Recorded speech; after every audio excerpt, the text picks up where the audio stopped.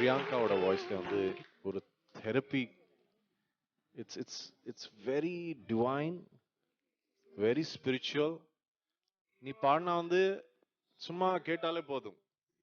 There is you just go to the next level. You're so peaceful. And அந்த ஒரு therapy effect என்ன இருக்கு அது உன்னோட வாய்ஸ்ல இருக்கு. And you're such a gifted singer. Thank you, sir.